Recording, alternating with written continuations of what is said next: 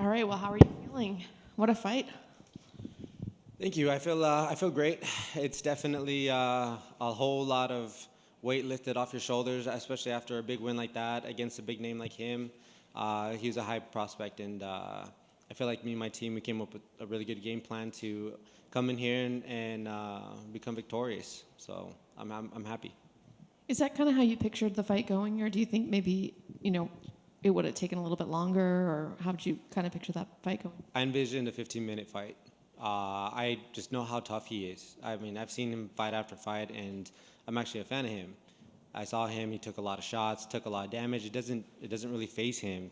So I didn't expect it to go a first round knockout finish. Although, you know, I always think that I'm gonna knock everybody out. So I think most of us do that. But realistically, I thought it was gonna be a 15-minute just battle war, and we were just gonna go out there and we're just gonna pick each other apart. And he's gonna try to take me down, go after some leg locks or something, But I'm blessed. God's blessed me with this win, and I'm here, and I'm excited and happy that we got the job done today. Besides the quickness of the fight, was there anything that surprised you about him? No, not at all. Do you believe he should continue fighting in this weight class? I mean, that's really up to him. I mean, he's pretty tall for the division. If he can make the weight, I think it's a big advantage for him. I'll have a conversation with him. If that comes, like I said, I'm a fan of his. I think that he's a good dude. So I wish him nothing but the best. And with a win like that, I gotta think that you're gonna look for another challenge like that. Do you have a name in mind? I'm just trying to find that $50,000 bonus. That's what I'm trying to find. So I mean, if you guys know somebody, tell them, because I'm about it. I'm about it. What will you do with that 50K? Honestly, I mean, I got some things I got to take care of, but I kind of look into some real estate stuff and, try to be smart with it. I've also been kind of dabbling in whether to get an RV because I have crazy kids and traveling with them is not the easiest. So I think I can travel with them in an RV a little bit better than, on a plane. So. How many kids do you have? I have two. Okay. Final question I'm asking everybody. We've got a little bit of a Halloween theme going on. What was your favorite costume as a kid? I didn't really celebrate Halloween. We didn't do that. So, I don't know. Sometimes I see I dressed up my kid as like Peter Pan in a football, costume last year. So, I don't know. Halloween's not really my thing. Although I like the candy. Can't knock on candy. Well, what's your favorite Halloween candy then? Or I guess candy in general. Oh, just candy in general. I like the Trolleys gummy worms, or I like Twizzlers. Awesome. Thank you. Not the black licorice though. Don't do the black licorice. Have you tried the rainbow flavored? I don't think so. You gotta try those. All right, I'm gonna check it out for sure. Hey, Steve. What's up? How was the cut back down to featherweight? Oh, it was the easiest and funnest thing in the whole world. It's tough, man, but we got it done. What was the decision to go back down to featherweight? When I fought in Singapore, I weighed in at 155, and I went into the cage at 160. So everybody else that fights at 55, I think, can honestly say that they walk around, or at least walk into the cage at 175, 180, at 155 pounds. So I just felt like I just had a major disadvantage there.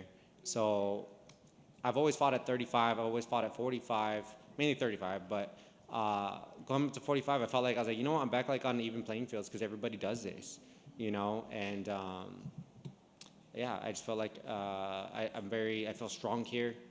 A lot of benefits, moving down in weight. So I think that was the move. Is it safe to say that you're sticking at featherweight? Right now, yes. Yes. Is this the last fight on your contract? Yes, sir. What was the mindset coming into this fight, and was there a lot of pressure on your shoulders because of that, or is it not even a thought in your head? There was so much pressure going into this fight for many different reasons, especially at the beginning. That being one of them. But to be honest, I really had to just sidetrack and just just come out here and win. Because you start thinking about stuff, it can just mess with your head, and you know, I don't want to do that because it could, you know, damage my performance. And, you know, I think I benefited from that because, I mean, we come out with the first round victory with 4 knockdowns, and I feel like I was able to execute the game plan the way we were supposed to. It just happened a lot quicker than I expected. And, you know, hopefully, you know, I get a good contract out of this. If not, you know, I have a good management team, man. Like, I'm with Jason House, one of the best guys, and I think that we can figure something out. Congrats. Thank you, man. Steve, great job tonight. Gracias. Thank you very much. Appreciate it. The performance was just tremendous. You were landing that shot so clean. Chase's face was just a mess within like the first minute. Yeah. It looked like he maybe wanted to turn into a firefight. How were you able to stay composed in there and not be sucked into that whole, like, let's just go balls to the wall? I have 3 gentlemen that yell at me from the corner, and they say, calm down. So I had to. So I just kind of hung out for just a second, got my wits, you know what I mean? I'm always welcome in a firefight, and it's got me into some trouble too.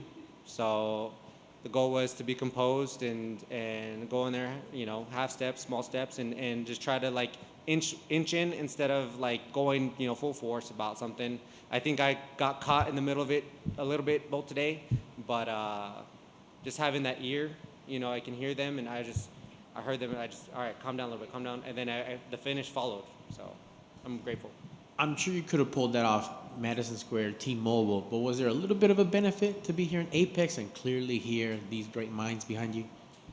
Yeah. I mean, I think I have such a good relationship with my coaches. I can definitely hear their voices and pick them out, you know, out of a roaring crowd or wherever. So obviously it's not as noisy here. So yeah, I guess that helps. And you mentioned that it was a crazy year. Do you want to elaborate on some of the things you've gone through or conquered lately? Yeah, sure. Mainly like a lot of the fight stuff. You know, we were supposed to fight Demir Hatzovich in April, and I'm still open to that fight, by the way. So he pulled out in April. I had trained 3 months hard for him, and that didn't go through, visa issues or something. And then I had to keep training, keep going. Finally, I get another fight, but it's across the world in Singapore. And I had to train another 3 months for another guy. So my body was just thrashed pretty much the whole year training for this specific guy. I had an injury that I got in the middle of that second camp. And I just didn't have the you know, I don't have any options. I'm a fighter. This is what I do. And so I took it. I didn't care, you know, and it hindered me, but you know what? Like, I'm a man. You own up to the decisions that you make, and you just got to just roll with the punches. And you know, I was on the other end of things, and you know, it sucked, you know. But you know, we come back here, and it made me stronger. So I mean, if it doesn't attest, my performance doesn't attest for that, then I don't know what else to tell you guys, you know. And then obviously at home, you know, it's not easy. I have an autistic daughter, and I have a 2-year-old, so that also doesn't help. And a lot of chaos, but God's blessed me, and I'm not going to really complain about it too much. Understood. Well, thank you, sir, for sharing all of that. Hope you guys have a good weekend. You maybe get that bonus, and congrats on an absolutely tremendous performance tonight.